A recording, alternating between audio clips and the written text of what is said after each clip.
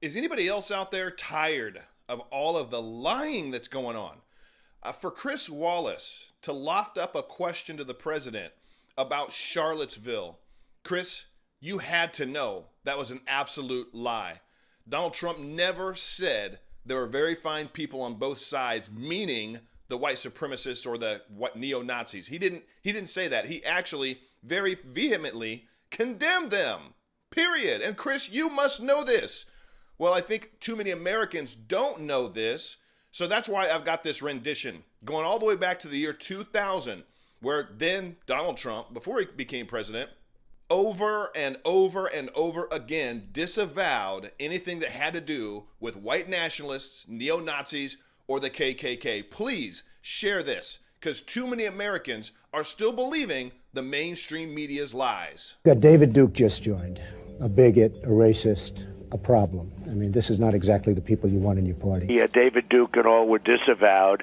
I disavowed him on Friday. I disavowed him right after that because I thought if there was any question. I didn't even know he endorsed me. David Duke endorsed me? Okay. All right. I disavow, okay? I disavowed David Duke, and I disavowed him the day before at a major news conference. David Duke is a bad person who I disavowed on numerous occasions over the years. I'm saying to myself, how many times do I have to continue to disavow people? So are you prepared right now to make a clear and unequivocal statement renouncing the support of all white supremacists? Of course I am. Of course I am. I mean, there's nobody that's done so much for equality as I have. Racism is evil, and those who cause violence in its name are criminals and thugs, including the KKK, neo-Nazis, white supremacists. I disavowed David Duke all weekend long on Facebook, on Twitter, and obviously it's never enough. I disavowed him every time I speak to somebody virtually, and they just keep it going. They keep it going. And I totally disavow the Ku Klux Klan. I totally disavow David Duke. I've been doing it now for 2 weeks. You're probably about the 18th person that's asked me the question. We are a nation founded on the truth that all of us are created equal. We are equal in the eyes of our Creator. We are equal under the law, and we are equal under our Constitution. How many times do I have to reject? I've rejected David Duke. I've rejected the KKK, the Ku Klux Klan. From the time I'm 5 years old, I rejected them.